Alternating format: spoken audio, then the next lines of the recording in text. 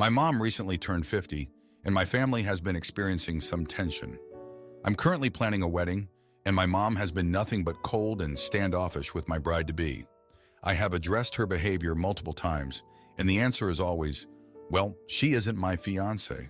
Well, I'm shy. Well, you picked her, not me. I finally blew up, and we had a long heart-to-heart, and she confirmed my fears that she doesn't like my fiancé much and finds her annoying and vapid. I told her if she ever acted on those feelings, she will be disinvited from the wedding. My fiancé recently had a bridal shower bachelorette weekend at Disney, as she is a huge Disney person. Growing up, we rarely went to Disney as my stepdad and I preferred Universal. I never knew my mom had opinions regarding Disney, but it got back to me that she was making fun of the bridal shower, calling it things like lame and embarrassing. When I confronted her, she expressed her concerns.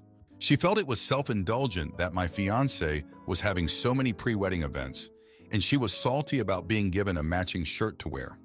Apparently, she didn't want to be in the bride squad. She tried to brush this off by saying Disney was childish and themes are lame. I ended up skipping my mom's birthday trip to Italy due to other commitments. To be fair, she was cool with this. I planned on taking her to dinner sometime since 50 is a big deal, but I received an invitation to a surprise party on the day of her actual birthday and decided to attend. When I got there, it was full Renaissance fair themed, with costumes, games, food, and performers. It was like her own personal fair. Now, I don't think people would suspect this because she gives off two cool vibes. But my mom loves Renaissance fairs. It started as a joke with her and a friend that it is an excuse to dress slutty, but that was years ago, and now they are her thing. To be honest, it was an amazing party, probably one of the sickest parties I've seen, but I immediately felt pissed. How the hell is a Renaissance fair less cringy, childish, or embarrassing than Disney? And why isn't it excessive that my mom had a trip abroad plus this party? I just could not stop thinking freaking hypocrite. My mom walked in and got surprised. Then she went to change and I couldn't take it anymore.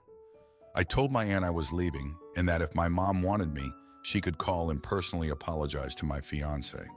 My aunt called me a prick, but I left with my fiancé, and guess who never called? Now my family is saying I'm in butt for missing both of her celebrations when 50 is a huge deal. Also, apparently they are mad because they feel my fiancé used the party to get Insta likes, but like what? She didn't know we would be leaving early. Now, for a few comments before the update. Comment 1.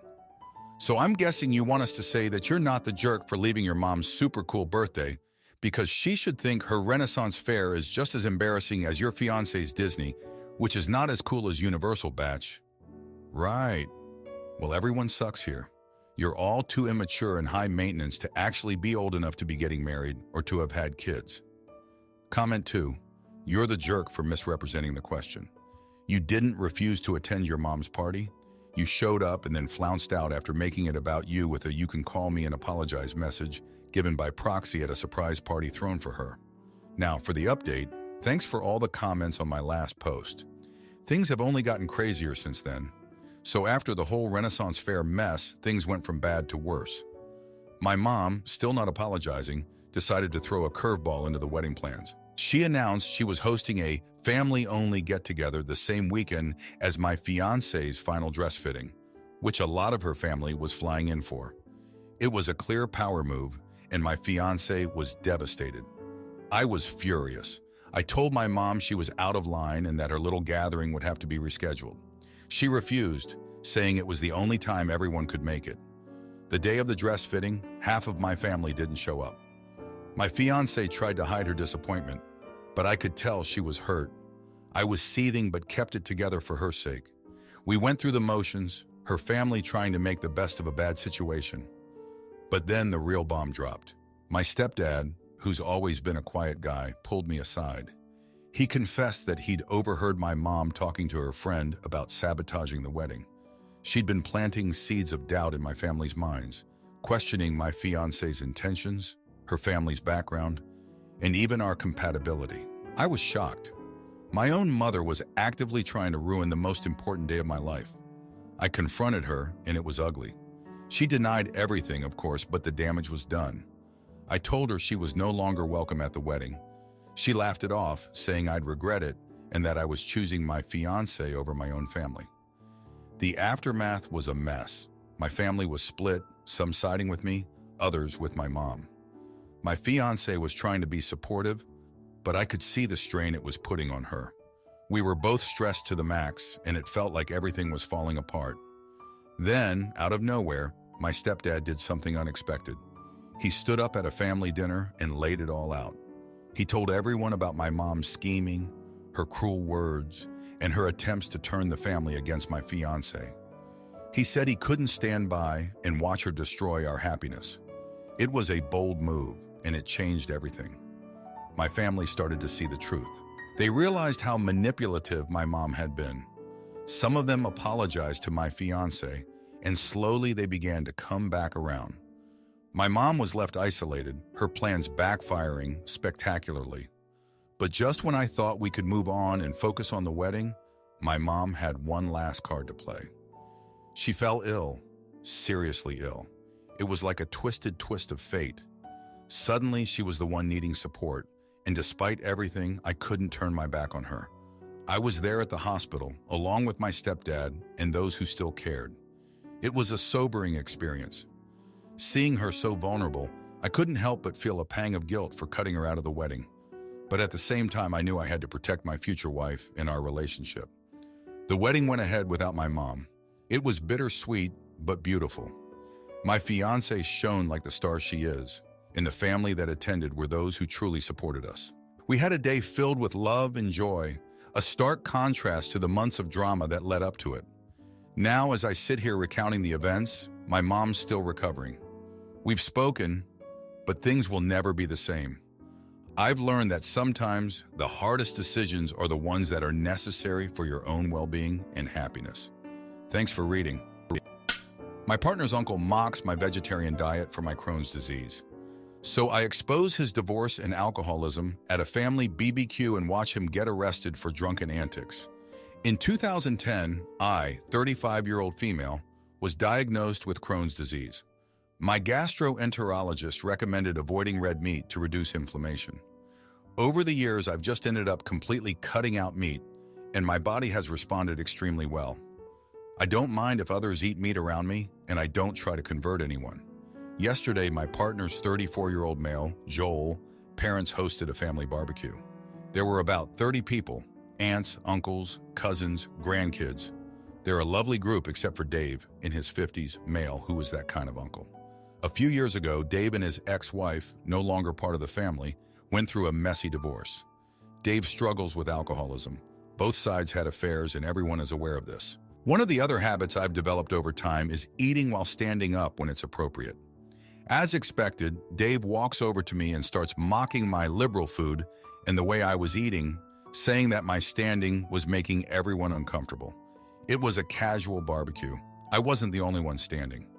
He even tried to put some of his brisket on my plate, claiming he would convert me for my own good. This isn't the first time he's gone on an anti-vegetarianism rant directed at me. Finally, he took a bite of his burger, grinned at me with chunks of chewed burger visible in his teeth, and said, meat, before laughing and spraying food everywhere. I had had enough. I said, "You know, Uncle Dave, since we're already criticizing each other's life choices, maybe you'd still be married if you had addressed your drinking problem years ago instead of getting involved with the first waitress, desperate enough to stoop that low."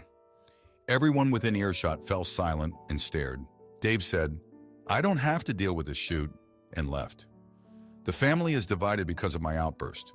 The cousins, including Dave's child and Joel, are all on my side. My mother-in-law and father-in-law expressed discomfort, but they think he deserved it. However, the aunts and uncles have bombarded me with texts saying how inappropriate and cruel I was, and they're telling me not to expect any more invitations if I continue to act this way. Am I the jerk, Aita? Did I go too far? Now for a few comments before the update. Comment 1, not the idiot. I'm with you all the way on the response. If someone doesn't want to eat meat or drink or anything else that doesn't impact what I choose to do, then that's fine. Uncle-in-law made a whole string of lazy assumptions and pigeonholed your entire character based on them. More fool him. He probably assumed he wasn't going to get both barrels by being so rude either. Mistake that. Fafo. I think the applicable acronym for the situation is FAFO. Comment 2. Not the idiot. Was it harsh? Maybe. Was it justified?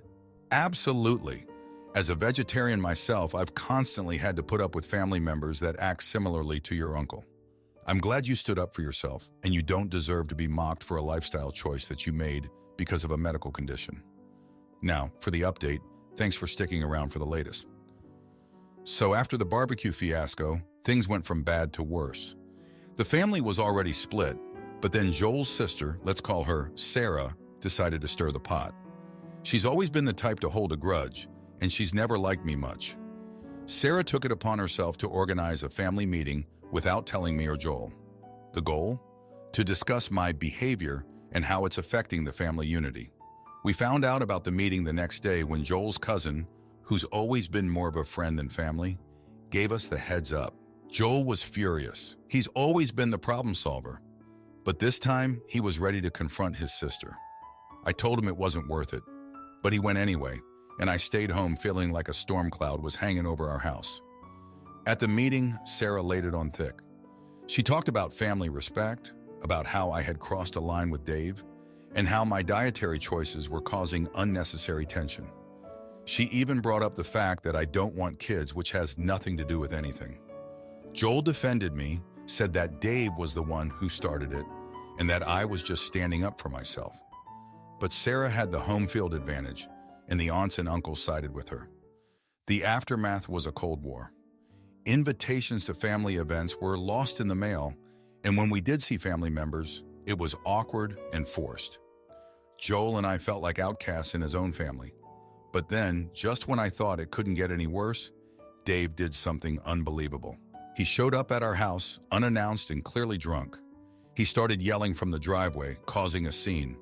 Neighbors peeked out their windows as Dave accused me of ruining his life, of turning the family against him. Joel tried to calm him down, but Dave shoved him. That's when I called the police. The cops arrived and took Dave away for public intoxication. The family couldn't ignore it anymore. The incident was the talk of the town, and suddenly the narrative shifted. It wasn't about me and my liberal food anymore. It was about Dave and his inability to control himself. In the days that followed, some of the aunts and uncles reached out to apologize. They said they didn't realize how bad Dave's problem was. Sarah didn't say a word to us, but we heard through the grapevine that she felt ashamed for how she had handled things. Joel and I started getting invitations again, but we were selective about what we attended. We didn't want to be walked all over anymore. We were polite, but kept our distance, especially from Sarah and the few who still seemed to side with Dave. Then, as if the universe was trying to balance things out, Joel got a promotion at work. It meant we had to move across the country. It was a fresh start, a chance to leave the drama behind. We took it. We've been settling into our new life, and it's been peaceful. No family barbecues, no Sarah, no Dave. Just us, making our own way. It's not perfect, but it's ours. Thanks for reading. My in-laws demanded we give up our home for my sister-in-law, so I helped her stand on her own 2 feet and showed them what family really means. Throw away for obvious reasons. This happened 2 nights ago, and I'm still feeling some kind of way about it. Background. My 30-year-old female husband, 32-year-old male, has a younger sister, 25-year-old female sister-in-law. Sister-in-law is currently going through a divorce with 4 children. My husband and I also have 4 children.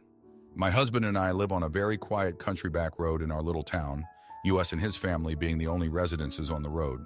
So both his sisters and their families and his parents live within walking distance of our house. My husband and I have been married for 7 years and have 4 young children. My husband bought the land we live on from his parents when he was 18, and when we got married, we built a house on it. We designed our house with a big family in mind and designed it to be our forever home. It has never been a thought to move or look elsewhere. My sister-in-law is going through a divorce. She is struggling, to say the least. She was in a very toxic relationship with her ex, with her contributing just as much as he was, and he filed for divorce and moved out, leaving the 4 kids with her. My mother-in-law called my husband 2 nights ago and asked if we would come over for a chat. We get there and my in-laws and sister-in-law are sitting on the couch like they were staging some kind of intervention. It was just really strange. My mother-in-law didn't beat around the bush at all.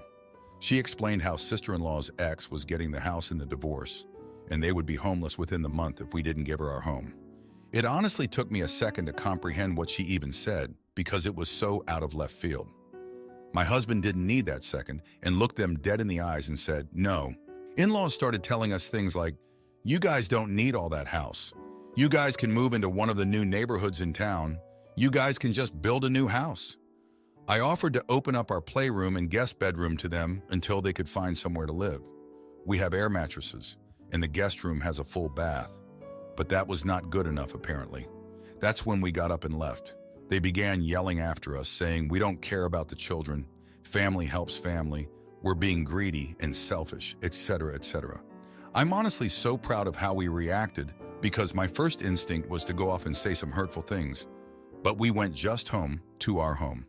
We love sister-in-law's kids, and obviously we do not want them to be homeless, but they don't need my house at the expense of my own children and family.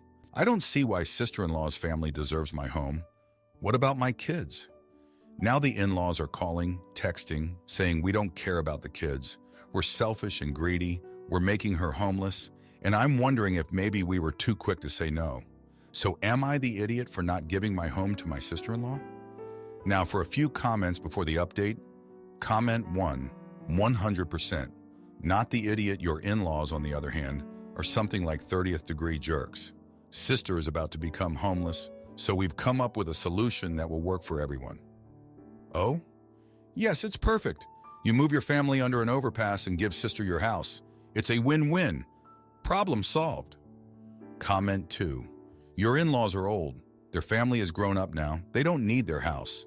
They should stop being so selfish and move out somewhere smaller so their daughter can have their house. Why are they making her homeless? Why don't they care about their grandkids? How is any of that reasonable? Not the idiot now for the update. Thanks for sticking around for this update. So after that whole mess with the in-laws, things got even more tense.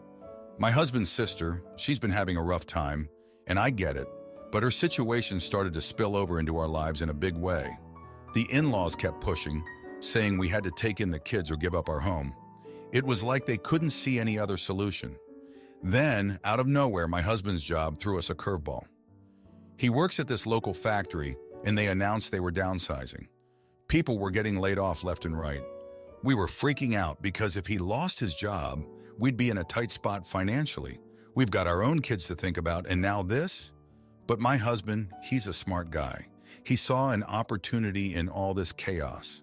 The factory was automating some of their lines, and he pitched an idea to his boss. He's always been good with computers, and he suggested he could help with the transition, maybe even train others. It was a long shot, but it was either that or possibly getting laid off. Meanwhile, my sister-in-law, she was still in a bind. The date she had to leave her house was getting closer, and she had nowhere to go. The in-laws were still on our case, but we stood our ground. We couldn't just uproot our kids and our lives like that. Then one night, my husband comes home with this look on his face. He'd been talking to his boss, and they took him up on his offer.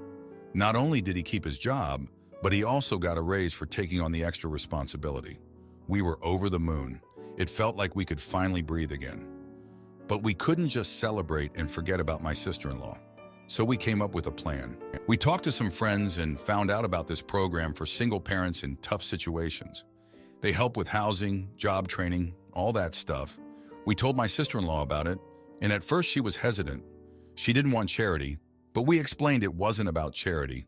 It was about getting back on her feet. She finally agreed to check it out. And guess what? She qualified for a small house not too far from where we live. It wasn't anything fancy, but it was a start. In the program, they were going to help her with job training too. She'd always been good with numbers, so they were looking into some accounting courses for her. The in-laws, they were surprised. I think they expected us to cave, but we didn't. We helped in a way that made sense without sacrificing our own family's stability. And my sister-in-law, she started to turn things around. She was getting her independence back, and you could see the change in her. It wasn't easy, and there were a lot of tough conversations. But in the end, my husband kept his job, we kept our home, and my sister-in-law, she got a fresh start. It's funny how things work out sometimes. Thanks for reading. If you like this video, you'll probably like these too. Also, while you're here, please consider subscribing. It's your support that keeps this channel alive and allows me to make better and longer videos. Have a great day.